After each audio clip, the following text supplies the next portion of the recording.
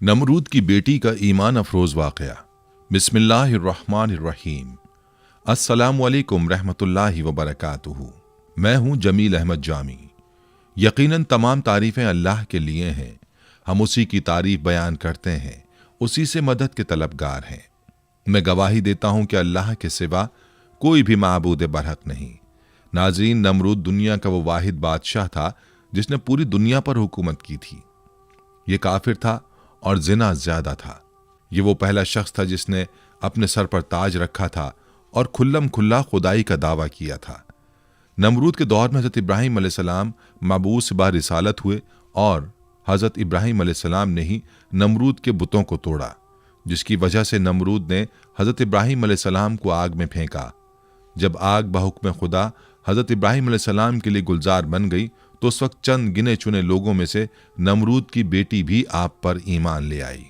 जब नमरूद को इसकी खबर मिली तो उसने अपनी बेटी के साथ क्या किया और नमरूद की आग में हज़रत इब्राहीम अलैहिस्सलाम के साथ कौन से वाक़यात पेश आए, ये आग कितने अरसे में तैयार की गई, खुदावंद मुताल ने छिपकली को मारने का हुक्म क्यों दिया और मेंढक को मारने से मना क्यों फरमाया, इसके साथ साथ आपको नमरूद का अंजाम भी बताएंगे। वीडियो में आगे चलने से पहले आपसे गुजारिश है कि वीडियो को स्किप किए बगैर आखिर तक ज़रूर देखिएगा, और अगर आप हमारे चैनल पर नए हैं तो सबसे पहले हमारे चैनल को सब्सक्राइब कर लें। नाजरीन, नमरूद बड़े तनतने का बादशाह था। सबसे पहले इसने अपने सर पर ताज शाही रखा और खुदाई का दावा किया। ये वलदुज जना था और इसकी माँ ने जिना करा लिया था, जिससे नमरूद पैदा हुआ था। सल्तनत का कोई वारिस पैदा ना होगा तो बादशाहत खत्म हो जाएगी, लेकिन ये लड़का बड़ा होकर बहुत इकबालमंद हुआ और बहुत बड़ा बादशाह बन गया। मशहूर है कि पूरी दुनिया की बादशाही सिर्फ 4 ही शख्सों को मिली, जिनमें से 2 मोमिन थे और 2 काफिर। हज़रत सुलेमान अलैहिस्सलाम और हज़रत जुल्करनैन तो साहिब ईमान थे और नमरूद बख्त नसर ये दोनों काफिर थे। नमरूद ने अपनी सल्तनत भर में ये कानून नाफिज कर दिया था कि उसने खुराक की तमाम चीज़ों को अपनी तहवील में ले लिया था। सिर्फ उन्हीं लोगों को खुराक का सामान दिया करता था जो लोग उसकी खुदाई को तस्लीम करते थे। चुनाचे एक मरतबा हज़रत इब्राहीम अलैहिस्सलाम उसके दरबार में गल्ला लेने के लिए तशरीफ़ ले गए तो उस खबीस ने कहा कि पहले तुम मुझको अपना खुदा तस्लीम करो, तभी मैं तुमको गल्ला दूंगा। हज़रत इब्राहीम अलैहिस्सलाम ने भरे दरबार में अलल ऐलान फरमा दिया कि तू झूठा है और मैं सिर्फ एक खुदा का परस्तार हूँ जो वादहू ला शरीक लहू है। यह सुनकर नमरूद अपने आपे से बाहर हो गया और आपको दरबार से बाहर निकाल दिया और एक दाना भी नहीं दिया। आप और आपके चंद मुताबिईन जो मोमिन थे भूख की शिद्दत से परेशान होकर जाँ बल्ब हो गए। उस वक्त आप एक थैला लेकर एक टीले के पास तशरीफ ले गए और थैले में रेत भर कर लाए और खुदावंद कुद्दूस से दुआ मांगी तो वो रेत आटा बन गई और आपने उसको अपने मुताबिईन को खिलाया और खुद भी खाया। फिर नमरूद की दुश्मनी इस हद तक बढ़ गई कि उसने आपको आग में डलवा दिया, मगर वो आग आप पर गुले गुलजार बन गई और आप सलामती के साथ आग से बाहर निकल आए और अलल ऐलान नमरूद को झूठा कहकर खुदाए वाहदहू ला शरीक की तौहीद का चर्चा करने लगे। नमरूद ने आपके कलमा हक से तंग आकर एक दिन आपको अपने दरबार में बुलाया और मुकालमा बसूरत मनाजरा शुरू कर दिया। नमरूद: ए इब्राहिम, बताओ तुम्हारा रब कौन है जिसकी इबादत की तुम लोगों को दावत दे रहे हो? हज़रत इब्राहिम: ए नमरूद, मेरा रब वही है जो लोगों को जलाता और मारता है। नमरूद: ये तो मैं भी कर सकता हूँ। चुनाचा उस वक्त ने 2 कैदियों को जेल खाना से दरबार में बुलवाया। एक को मौत की सजा हो चुकी थी और दूसरा रिहा हो चुका था। नमरूद ने फांसी पाने वाले को तो छोड़ दिया और बेकसूर को फांसी दे दी और बोला कि देख लो, जो मुर्दा था मैंने उसको जला दिया और जो जिंदा था मैंने उसको मुर्दा कर दिया। हज़रत इब्राहीम अलैहिस्सलाम ने समझ लिया कि नमरूद बिल्कुल ही अहमक और निहायत ही घामड़ आदमी है, जो जलाने और मारने का मतलब ये समझ बैठा। इसलिए आपने उसके सामने एक दूसरी बहुत ही वाज़ेह और रोशन दलील पेश फरमाई। चुनाचे आपने फरमाया, ए नमरूद, मेरा रब वही है जो सूरज को मशरिक से निकालता है। अगर तो खुदा है तो एक दिन सूरज को मगरिब से निकाल दे। हज़रत इब्राहीम अलैहिस्सलाम की ये दलील सुनकर नमरूद मबहूत और हैरान रह गया और कुछ भी ना बोल सका। इस तरह यह मुनाजरा ख़त्म हो गया और हज़रत इब्राहीम अलैहिस्सलाम इस मुनाजरे में फ़तहमंद होकर दरबार से बाहर तशरीफ़ लाए और तौहीद इलाही का वाज अलल ऐलान फरमाना शुरू कर दिया। कुरान मजीद ने इस मुनाजरे की रुदाद इन लफ्ज़ों में बयान फरमाई कि ए महबूब, क्या तुमने न देखा था उसे जो इब्राहिम से झगड़ा उसके रब के बारे में इस पर कि अल्लाह ने उसे बादशाही दी, जबकि इब्राहिम ने कहा कि मेरा रब वो है कि जलाता है और मारता है। बोला, मैं जलाता और मारता हूं। इब्राहिम ने फरमाया, तो अल्लाह तो सूरज को लाता है पूरब से, तू पश्चिम से ले आ। तो होश उड़ गए काफिर के, और अल्लाह राह नहीं दिखलाता जालिमों को। हज़रत इब्राहिम अलैहिस्सलाम खुदाबंद की तौहीद के ऐलान पर पहाड़ की तरह कायम रहे, न कि नमरूद की बेशुमार फौजों से गायब हुए, न उसके जुल्म जबर से मरूब हुए, बल्कि उस जालिम ने आपको आग के शोलों में डलवा दिया। उस वक्त भी आपके पाए अज़्म इस्तक़लाल में बाल बराबर लग़ज़िश नहीं हुई और आप बराबर नाराए तौहीद बुलंद करते रहे। फिर उस बेरहम ने आप पर दाना पानी बंद कर दिया। इस पर भी आपके अज़्म इस्तक़ामत में जर्रा बराबर फर्क नहीं आया। फिर उसने आपको मनाजरे का चैलेंज दिया और दरबार शाही में तलब किया ताकि शाही रोब व दाब दिखाकर आप अलैहिस्सलाम को मरूब कर दे। लेकिन आपने बिल्कुल बेखौफ होकर मनाजरे का चैलेंज कबूल फरमा लिया और दरबार शाही में पहुंचकर ऐसी मजबूत और दंदान शिकन दलील पेश फरमाई कि नमरूद के होश उड़ गए और वो हक्का बक्का होकर लाजवाब और खामोश हो गया और भरे दरबार में उस कलमा हक की तजल्ली हो गई। बिलाखिर हजरत इब्राहिम अलैहिस्सलाम की सदाकत और हक्कानियत का परचम सर बुलंद हो गया और नमरूद एक मच्छर जैसी हकीर मखलूक से हलाक कर दिया गया। हजरत इब्राहिम अलैहिस्सलाम को आग में फेंकने का वाक़या मुफस्सिरीन ने इस तरह बयान किया है कि ईद के दिन कौम के लोगों ने हजरत इब्राहिम अलैहिस्सलाम को भी शहर से बाहर मेले में चलने की दावत दी, लेकिन उन्होंने तबीयत की खराबी का कहकर जाने से माजत कर ली। दरहकीकत वो ऐसे ही मौके की तलाश में थे। चुनाचे जब पूरी कौम मेले में शिरकत के लिए चली गई तो हजरत इब्राहिम अलैहिस्सलाम एक कुल्हाड़ा लेकर बुतखाने में दाखिल हुए। उनमें से अक्सर उनके बाप आजर के हाथों से तराशे हुए थे। हजरत इब्राहिम अलैहिस्सलाम बड़े देवता के हैकल में चले गए। कौम का सबसे मुकद्दस देवता बातिल खुदाओं का सरदार माना जाता था। हजरत इब्राहिम अलैहिस्सलाम ने देखा कि वहाँ मौजूद पत्थर और लकड़ी से बनाए गए देवताओं के सामने फल, खानों और मिठाइयों के ख्वान रखे हुए थे जो लोगों ने चढ़ावे के तौर पर नजर किए थे। हजरत इब्राहिम अलैहिस्सलाम ने उन मूर्तियों को मुखातिब करके कहा, ये सब तुम्हारे लिए रखा है, तुम खाते क्यों नहीं? हजरत इब्राहिम ने दोबारा फरमाया, मैं तुमसे मुखातिब हूँ, तुम मेरी बात क्यों नहीं सुनते, मेरी बात का जवाब क्यों नहीं देते? हजरत इब्राहिम अलैहिस्सलाम ने हथौड़े से उनको तोड़ दिया, लेकिन सिर्फ एक बुत को रहने दिया और उस बुत के कांधे पर कुल्हाड़ा रखकर चले गए। फिर रात गुजरने के बाद सुबह को जब नमरूदियों की वापसी हुई तो उन्होंने अपने बुतखाने में हशर का मंजर देखा। उनके खुदाओं के हशर नशर ने उनके पैरों तले जमीन निकाल दी। इस वाक़े की खबर सबसे पहले नमरूद को दी गई। नमरूद ने कहा कि जब किसी को देखा नहीं गया, क्यों कर किसी को सजा दी जा सकती है? इस पर उन लोगों ने जिन्होंने हजरत इब्राहिम अलैहिस्सलाम को कहते हुए सुना था, खुदा की कसम मैं तुम्हारे बुतों को ठीक कर दूंगा, नमरूद से कहा कि काम सिर्फ इब्राहिम का है। नमरूद ने कहा कि मैं सिर्फ तुम्हारे कहने पर सजा ना दूंगा, ज़रूरत है कि उसको गिरफ्तार करके सरेआम लाया जाए। चुनाचे उसने उनकी गिरफ्तारी का हुक्म दे दिया और हजरत इब्राहिम अलैहिस्सलाम को गिरफ्तार करके नमरूद के दरबार में हाजिर किया गया। दरबार लोगों से खचाखच भरा हुआ था। हजरत इब्राहिम अलैहिस्सलाम रोब और वक़ार के साथ दरबार में दाखिल हुए और शाही प्रोटोकॉल को नज़रअंदाज करते हुए नमरूद के सामने जा खड़े हुए। कुरान करीम में इस हवाले से फरमाया गया, तर्जुमा, कहने लगे, हमारे माबूदों के साथ ये सलूक किसने किया है? बेशक वो तो जालिमों में से है। लोगों ने कहा, हमने एक नौजवान को उनका जिक्र करते हुए सुना है, उसका नाम इब्राहिम है। वो बोले कि उसे लोगों के सामने लाओ ताकि वो गवाह रहें। जब इब्राहिम अलैहिस्सलाम आए तो उनसे कहा, क्या हमारे माबूदों के साथ ही काम तूने किया है? इब्राहिम अलैहिस्सलाम ने कहा कि ये काम उस बड़े बुत ने किया होगा। अगर ये बोलते हैं तो इनसे पूछ लो। वो सर नीचा करके बोले, तुम जानते हो कि ये बोल नहीं सकते। सूरह अंबिया आयत 58-65।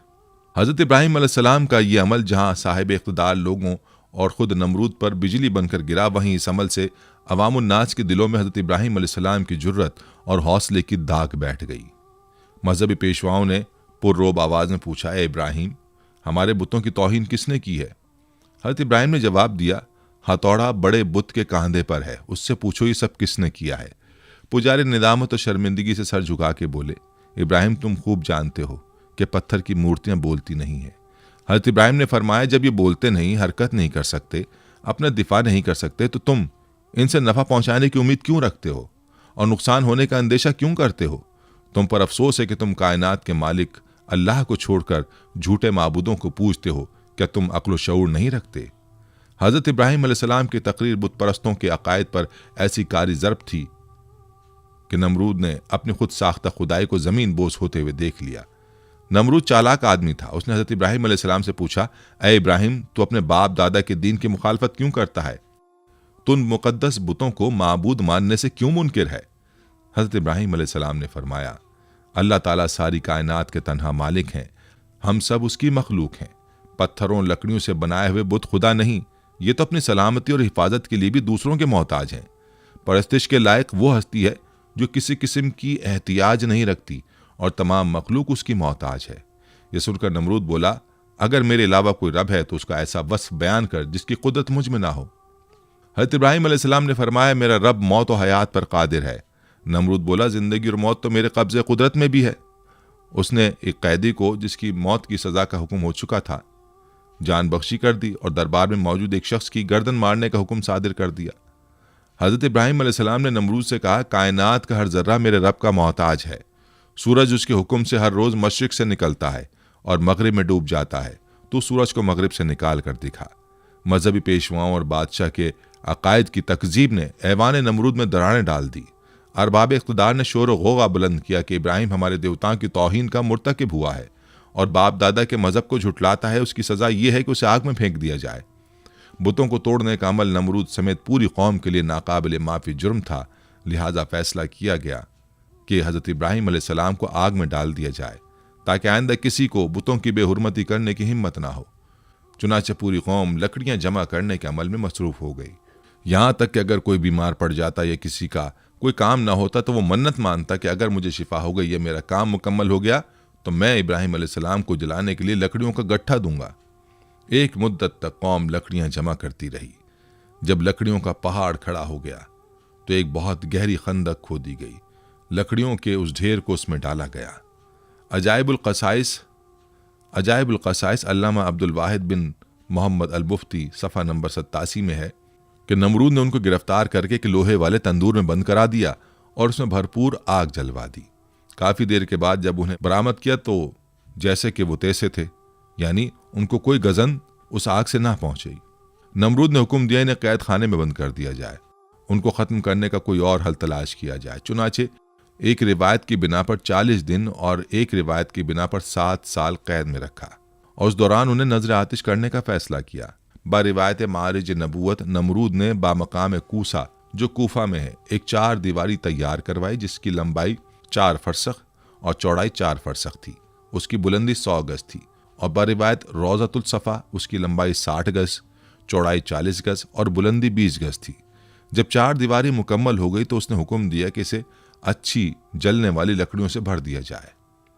चुनाचे उसे लकड़ियों से पुर कर दिया गया। एक रिवायत में कि ये 4 दीवारी 1 माह में पुर की गई और चारों तरफ वो जलने लगी।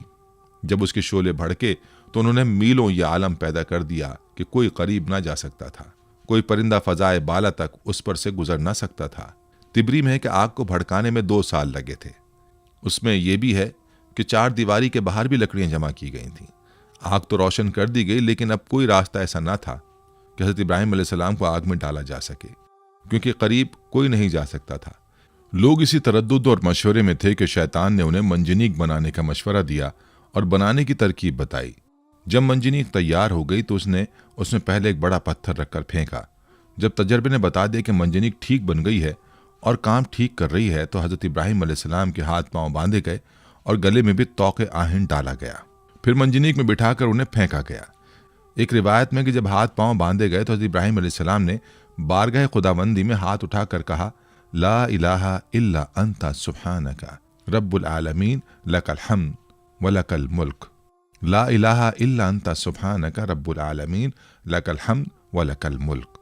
हज़रत इमाम बुखारी रहमतुल्लाह अलैह ने हज़रत इब्न अब्बास रज़ी अल्लाह अन्हु से रिवायत की है कि जब हज़रत इब्राहिम अलैहिस्सलाम को आग में फेंका गया तो उन्होंने कहा, हस्बुनल्लाहु व निअमल वकील। तर्जुमा, हमें अल्लाह ही काफ़ी है और वो बेहतरीन कारसाज है। हज़रत अबू हुरैरा रज़ी अल्लाह अन्हु से मरवी है कि रसूल अकरम सल्लल्लाहु अलैहि वसल्लम ने फरमाया कि जब हज़रत इब्राहिम अलैहिस्सलाम को आग में डाला गया तो उन्होंने कहा, ऐ मेरा अल्लाह, तू आसमान में तन्हा और ज़मीन में तेरी इबादत करने वाला तन्हा है। एक रिवायत में कि उसी दौरान आसमान के मौजिज़ फरिश्ते बारगाह खुदाबंदी में हाजिर होकर अर्ज़ करने लगे कि मालिक, रुए ज़मीन पर एक इब्राहिम है जो तेरी वहदानियत की तबलीग कर रहे हैं। अब उन्हें भी नजर आतिश किया जा रहा है। हमारे मालिक तो उनको बचाने के लिए हमको हुक्म दे। हुक्म हुआ, जाओ, अगर इब्राहिम तुम्हारी मदद कबूल कर लें तो बेशक तुम उनकी इमदाद करो। वो फरिश्ते ज़मीन पर नाजिल हुए और हज़रत इब्राहिम अलैहिस्सलाम की खिदमत में मदद करने की ख्वाहिश की। हज़रत इब्राहिम अलैहिस्सलाम ने इमदाद कबूल करने से इनकार कर दिया। फिर वो फरिश्ते आए जो हवा और पानी पर मुतय्यन है। फरिश्ते हवा ने कहा कि आप कहें तो हम आंधी के जरिए इस आग को मुंतशिर कर दें। आपने फरमाया, मैं मौका इम्तहान में हूँ, मुझे तुम्हारी इमदाद की ज़रूरत नहीं है। फिर पानी वाला फरिश्ता आगे बढ़ा और उसने भी कहा कि अगर आप कहें तो पानी बरसाकर आग को बुझा दूं। इरशाद हुआ, ज़रूरत नहीं है। अलगर्ज हज़रत इब्राहिम अलैहिस्सलाम को मंजनीक में रखकर फेंका गया। वह हवा में उलटते पुलटते जा रहे थे कि हज़रत जिब्रील अलैहिस्सलाम ने बढ़कर इस्तकबाल किया और उनसे मुलाकात करके कहा, इब्राहिम, तुम्हें कोई हाजत है? फरमाया, बेशक है, लेकिन तुमसे नहीं। फिर हज़रत जिब्राइल अलैहिस्सलाम ने कहा कि अच्छा, मालिक ही की तरफ रुजू करो। कहा, सवाल की ज़रूरत नहीं, हमारे हाल का उसे इल्म होना ही काफ़ी है। मुख्तसर ये कि हज़रत इब्राहिम अलैहिस्सलाम भड़कते हुए शोलों में पहुँचे, फिर नीचे की तरफ आग के दरमियान वारिद हुए। फरमाने बारी ताला आग को पहुँच चुका था। ऐ आग, सलामती के साथ इब्राहिम के लिए ठंडी हो जा। आग गुले गुलजार बन गई, फूलों की कसरत हो गई। सिद्दीक़ा बयान है कि फरिश्तों ने हज़रत इब्राहिम अलैहिस्सलाम को ज़मीन पर बिठा दिया। उनके बैठते ही उनके करीब चश्मा जारी हो गया, गुलाब और नरजिस के फूल खिल गए। एक रिवायत में हज़रत इब्राहिम अलैहिस्सलाम जो ही वसत आग में पहुँचे, हज़रत जिब्रील अलैहिस्सलाम ने फ़ौरन बलूल का एक तख्त बिछाकर उस पर उन्हें बिठाया। उनके तख्त पर बैठते ही चश्मा आब जारी हुआ और गिर्द गिर्द फूलों के दरख्त नुमाया हो गए। एक रिवायत में कि जली हुई लकड़ियों के बाकी हिस्से को, जो जलने से रह गया था, उसे हज़रत जिब्रील अलैहिस्सलाम ने ज़मीन में नस्ब कर दिया और उससे हरे भरे दरख्त पैदा हो गए जिनमें ताज़े फूल लगे हुए थे। उसी दौरान में नमरूद ने अपने मीनार पर जाकर इब्राहिम अलैहिस्सलाम की तरफ जो निगाह की तो उन्हें जन्नत नुमा गुलजार में बैठा हुआ देखा। उसे ख्याल था कि वो जल भुनकर राख हो गए होंगे। जब उसने उन्हें इस हाल में देखा तो बहुत हैरान हुआ और उसके दिल में ख्याल पैदा हो गया कि आपको ये आग नहीं जला सकी और आप सही और सालिम बरामद होंगे तो लाज़िम मेरे लिए और ज़्यादा मुज़र साबित होंगे। यही कुछ सोचकर उसने अपने कारकुनों को हुक्म दिया कि मंजनीक के ज़रिए से इब्राहिम पर पत्थर फेंके जाए। चुनाचे बड़े बड़े पत्थर उस राख में फेंके गए। वो पत्थर बारिवायत अजाइबुल क़सस सफ़ा नंबर 88 एक मकाम पर हवा में जमा हो गए और बाहुक्म खुदा बादलों की सूरत इख्तियार करके बरसने लगे, जिसके नतीजे में उस हिस्से के अलावा जो गुलजार बना हुआ था, जिस कदर भी आग इस तवील चार दीवारी में थी, सब बुझ गई। अल्लामा मुस्जद तहरीर फरमाते हैं कि दुनिया में सबसे पहले जो मंजनीक बनाई गई थी वो वही थी जिसमें रख कर हज़रत इब्राहिम अलैहिस्सलाम को आग में डाला गया। यह मंजनीक मकाम कूसा में, जो कूफा की एक गांव कंजारा में वाक़ शैतान के हाथों बनी थी। उन्होंने हयातुल क़ुलूब के सफ़ा नंबर 90 में तहरीर फरमाया है कि हज़रत इब्राहिम अलैहिस्सलाम को जब हाथ पांव बांध कर मंजनीक में रखा तो उनके चचा आज़र, जो हुकूमत नमरूद का वज़ीर था, हज़रत इब्राहिम अलैहिस्सलाम के पास आया और उनके रुखे मुबारक पर एक तमाचा मारकर कहा, अब भी अपनी हरकत से बाज आ जा और नमरूद की खुदाई को तस्लीम कर ले। हज़रत इब्राहिम अलैहिस्सलाम ने फरमाया, जो खुदा है खुदाई उसी की तस्लीम की जाएगी और उसी की तस्लीम शुदा है। ये ना खुदा है ना इसकी खुदाई मानी जा सकती है। एक हदीस में है कि हज़रत इब्राहिम अलैहिस्सलाम के लिए आग ठंडी हुई तो उसका असर 3 दिन तक दुनिया की तमाम आग पर रहा और उसमें ठंडक आ गई थी। उलमा फरमाते हैं कि अगर अल्लाह ताला ठंडी के साथ सलामती वाली ना कहता तो उस आग की ठंडक हज़रत इब्राहिम अलैहिस्सलाम के लिए नाकाबिले बर्दाश्त होती। बहरहाल ये एक बड़ा मौज़ा है जो आसमान से बातें करती हुई दहकती भड़कती आग के गुले गुलजार बन जाने की सूरत में हज़रत इब्राहिम अलैहिस्सलाम के लिए अल्लाह की मशीयत से ज़ाहिर हुआ और इस तरह अल्लाह ने अपने नबी को मुशरिकीन की शैतानी साजिशों से महफूज फरमाया। अल्लामा इब्न कसीर क़ससुल अंबिया में तहरीर करते हैं कि इब्न अब्बास रज़ियल्लाहु अन्हुम और सईद बिन मुसैब से मरवी है कि जिस वक्त हज़रत इब्राहिम अलैहिस्सलाम को आग के सुपुर्द किया जा रहा था उस वक्त बारिश बरसाने वाला फरिश्ता सख्त इस्तराब और परेशानी के आलम में कह रहा था कि कब मुझे हुक्म मिले कि मैं मूसलाधार बारिश बरसाऊं। लेकिन अल्लाह का हुक्म उसकी सोच से भी ज्यादा बरक रफ्तार था और अल्लाह ने खुद ही आग को हुक्म फरमा दिया। उन नाजुक लम्हात में हज़रत जिब्रील अलैहिस्सलाम उनके साथ थे और आप अलैहिस्सलाम की जबीन अथर पेशानी से पसीना पहुँच रहे थे। उस पसीने के अलावा कोई और तकलीफ आपको नहीं पहुंची। हज़रत काब बिन अखबार रज़ियल्लाहु अन्हु बयान फरमाते हैं कि जिस रोज़ हज़रत इब्राहिम अलैहिस्सलाम को आतिश नमरूद के सुपुर्द किया गया उस रोज़ आग से तपिश और गरमाइश ख़त्म कर दी गई थी, जिसकी बिना पर ना लोगों के चूल्हे गर्म हो सके और ना ही आग से कोई काम लिया जा सका। हज़रत काब रज़ियल्लाहु अन्हु ने मजीद फरमाया कि उस रोज़ आग ने हज़रत इब्राहीम अलैहिस्सलाम से बंधी हुई रस्सी के अलावा कुछ और न जलाया। हज़रत सादी रहमतुल्लाह अलैह फरमाते हैं कि हज़रत इब्राहीम अलैहिस्सलाम के साथ साया करने वाला फरिश्ता भी था और 1 मील तक साया, ठंडक और सलामती थी और सरसब्ज बाग गुलो गुलजार बन गया था, जबकि आसपास आग अपने शोलों और शरारों के साथ भड़क रही थी और लोग हज़रत इब्राहीम अलैहिस्सलाम की तरफ देख रहे थे। सुभान अल्लाह। हज़रत अबू हुरैरा रज़ियल्लाहु अन्हु से मरवी है कि हज़रत इब्राहीम अलैहिस्सलाम के वालिद के कहे हुए कलमात में सबसे अच्छे कलिमात वो हैं जो आज़र ने अपने बेटे को आग के अंदर इस हालत में देखते हुए कहे, जिसका तर्जुमा है, ए इब्राहीम, तेरा परवरदिगार बेहतरीन परवरदिगार है। इब्न असाकर रहमतुल्लाह अलैह हज़रत अकरमा रज़ियल्लाहु अन्हु से रिवायत करते हैं कि हज़रत इब्राहीम अलैहिस्सलाम की वालिदा ने जब अपने लख्त जिगर को गुलो गुलजार में यूं मुतमईन देखा तो पुकारा, ए मेरे बेटे, मैं भी तेरे पास आना चाहती हूँ, अल्लाह से दुआ कर कि तेरे इर्द गिर्द की आग की हरारत से मुझे निजात दे। तो हज़रत इब्राहीम अलैहिस्सलाम ने अर्ज़ किया, जी अम्मा। फिर आपकी वालिदा हज़रत इब्राहीम अलैहिस्सलाम की जानिब चलीं और आग ने उन्हें कुछ ना कहा। फिर बेटे के पास पहुंचकर बेटे को गले लगाया और बोसा देकर वापस लौट आईं। हज़रत मिनहाल बिन उमरो से मरवी है, फरमाते हैं कि मुझे खबर पहुंची कि हज़रत इब्राहीम अलैहिस्सलाम वहाँ गुलो गुलजार में 40 से 50 दिन ठहरे। उन्होंने फरमाया कि दिनों और रातों में मैंने उससे अच्छी ज़िंदगी नहीं गुजारी और मेरी तमन्ना रही कि मेरी तमाम ज़िंदगी इसी तरह की हो जाए। कुफ़ार और मुशरिकीन हज़रत इब्राहीम अलैहिस्सलाम से इंतकाम लेना चाहते थे, मगर जलील और रुस्वा हो गए। बुलंद होना चाहा लेकिन पस्त व ख़ार हो गए। गालिब होना चाहा मगर मगलूब हो गए।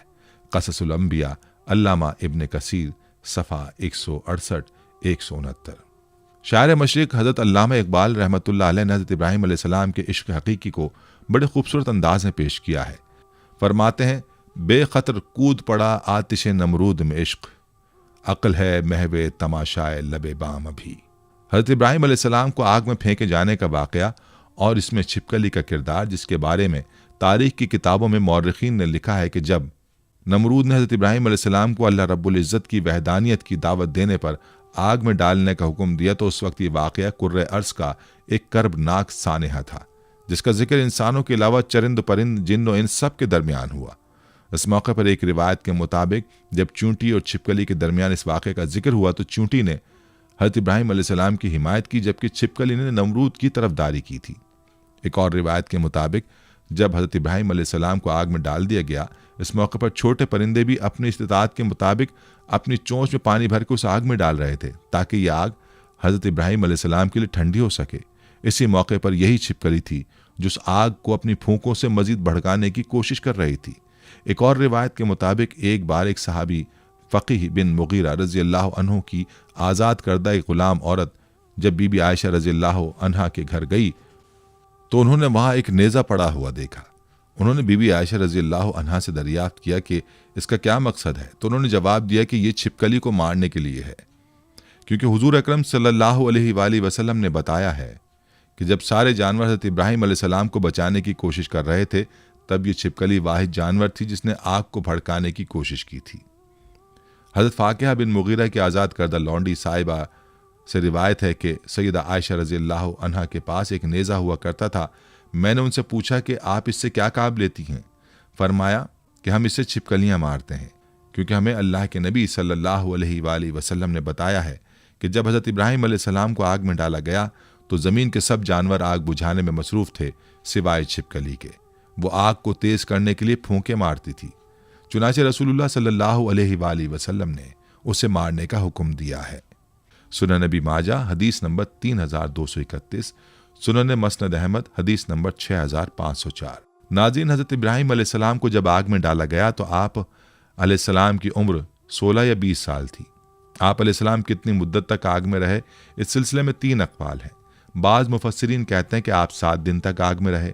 मौरख़ीन का बयान है कि आतिश नमरूद के गुलजार बनने के वाक़यात और उसके दीगर हालात देखकर हज़रत लूत अलैहिस्सलाम और जनाब सारा ने ईमान ज़ाहिर किया और नमरूद की बेटी राजा भी ईमान लाई।